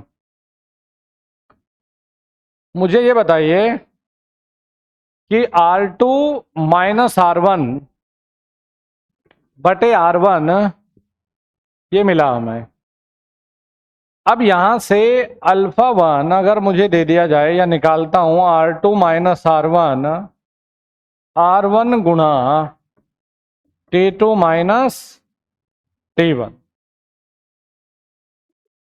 जहां से हम चले, तुम सोच रहे होंगे सर हम वापस वहीं पहुंच गए। चलना शुरू यहीं से तो किया था। अरे α1 का मान यही तो लिखा था भाई। आपने कहा सर हम वापस वहीं पहुंच गए। इससे हमें फायदा क्या हुआ? देखो, वापस चलने से हमें एक बेनिफिट ये मिला, α1 कम वाले टेम्परेचर पर है। एक छोटा सा काम करो, अगर आपको दो अलग अलग तापमान पर प्रतिरोध दे दें तो हमें यह बेनिफिट है कि हम छोटे वाले टेम्परेचर पर टेम्परेचर कोफिशिएंट डायरेक्ट लिख सकते हैं। बेटा एसएससी हो, बल्कि इस सवाल को जो मैं आपको कराने जा रहा हूं, एसएससी ने कम से कम 3 बार कन्वेंशनल में 15-15 नंबर का पूछा है और ऑब्जेक्टिव में हर पेपर में मिलेगा, ट्रेंड में आजकल। तो ये बताओ, R2 माइनस R1 यानी कि दोनों तापमान का अंतर, दो तापमान का अंतर बटे में छोटे वाला दोनों प्रतिरोध का अंतर बटे में R1 मतलब छोटे वाला प्रतिरोध इनटू तापमान का अंतर। अब देखना है, एक बढ़िया से सवाल को उंगलियों पे सॉल्व करना है बिना पेन के। देखो ये डायरेक्ट जो सूत्र है ये कैसे मदद करता है। हमने कहा कि ए wire having resistance of 5 ohm at 30 degree and 6 ohm at 60. Find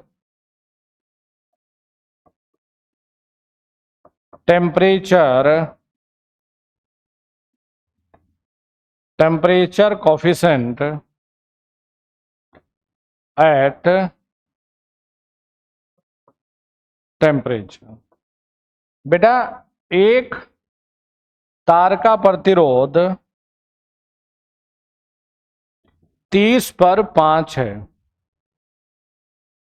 और 60 पर 6 है, तो 30 पर टेम्परेचर कोफिशिएंट बताना। देखो अब पेन नहीं चलाने की कोशिश करनी, वैसे समझिए प्लीज। Very good. हाँ, हमें α30 निकालना है सर। ऊपर दोनों प्रतिरोध का अंतर 6 माइनस 5, 1 बटे में छोटा प्रतिरोध 5, 1 बटे में 5। ठीक है। अब 5 के गुणा में देखिए तापमान अंतर, 60 में से 30 गए 30, तो 30 गुणा 5, 5 दिया 15, 1 बटे 150 हमारा इसका उत्तर है। फिर से देखो, R2 माइनस R1 6 में से 5 गए तो 1 बटे में छोटे वाला प्रतिरोध 5 गुणा 60 और 30 का अंतर 30, 1 बटा 150 बेटा हमारा ये उत्तर है। ये आपको ज्यादा कुछ क्या जरूरत है R2 बराबर R1 ये सब लगाने की। ये आपको डायरेक्ट आंसर मिल जाएगा। तो यहाँ से आगे हम जब कल शुरू करेंगे तो कल हम यहीं से आगे शुरू करेंगे, और जो इसमें 4-5 बहुत ही बेहतरीन से शॉर्टकट है उनको इंट्रोड्यूस करेंगे 1 बाय 1 इसमें, कि कैसे आजकल एक बहुत बढ़िया प्यारा सा एक शॉर्टकट ये भी है कि किसी तार का प्रतिरोध 10 ओम दिया है, उसकी रेडियस में इतने प्रतिशत परिवर्तन करने से प्रतिरोध में कितने प्रतिशत परिवर्तन हो जाएगा। तो परसेंटेज का जो शॉर्टकट है उसको हम फिर कल अपना स्टार्ट करेंगे। ये मानो कि जितने डेमो सेशन का मतलब ये है कि वैसे ज़्यादातर बच्चे ऐसे हैं जिन्हें डेमो की कोई ज़रूरत नहीं थी, क्योंकि ऑलरेडी मैंने अकेले ने मोर देन 7000 क्लासेज यूट्यूब पे ली है, और लगभग अगर टोटल एप्लीकेशन की बात करूं तो 2019 से एप्लीकेशन पे मैंने 20,000 से ज़्यादा क्लासेज ऑलरेडी ली है। लेकिन ये है कि यहाँ का एक, जहाँ हम काम करेंगे वहाँ के जो माहौल है उसको अपनाना पड़ता है। ये डेमो सेशन में टाइम वेस्ट नहीं करेंगे दोस्त, हम इसमें बढ़िया बढ़िया जो टॉपिक है कल इसको हम कंटिन्यू करेंगे। इसके बाद आपको बढ़िया सा एक सेशन दूंगा ट्रांसफार्मर का, एक बढ़िया सा सेशन देता हूं आपको SGP स्विच गियर का। आपको पता चलेगा कि स्विच गियर प्रोटेक्शन की कहानी क्या है, मशीन की रियलिटी क्या है। देखो डिटेल में जब पढ़ेंगे, लेकिन आपको कुछ ना कुछ हर दिन मैं सिखा के भेजूंगा। तो इस वाले सेशन को अपना कल भी कंटिन्यू रखते हैं, और जो रेगुलर हमारी जो क्लासेज है बैच की वो हम लोग स्टार्ट करेंगे 22 से, 22 जुलाई से हम रेगुलर, लेकिन 21 जुलाई तक मैं रेगुलर आप लोगों की classes as a demo session लेता रहूँगा, आपको फ्री नहीं छोड़ेंगे। तो नेक्स्ट वाले सैटरडे से हम रेगुलर जो टॉपिक है जो हमारा बेसिक फंडामेंटल वहाँ से शुरू करेंगे, लेकिन 8 दिन आपको रेगुलर मैं बढ़िया से बढ़िया टॉपिक को फिनिश करवाता रहूँगा। तो आप लोग भी आइए, बाकी लोगों को भी इन्फॉर्म करिए, और आपकी अपनी एकेडमी है, इतनी गारंटी आप लोग ले सकते हैं, आप बोलना कि हमारी अपनी एकेडमी है, तू चल भाई, सर रहेंगे, पूरी टीम यहीं रहेगी पूरे सिलेबस तक। तो कल मुलाकात होगी आपसे सेम टाइम सुबह 8 बजे। Thank you very much and all the very best. ये लीजिए।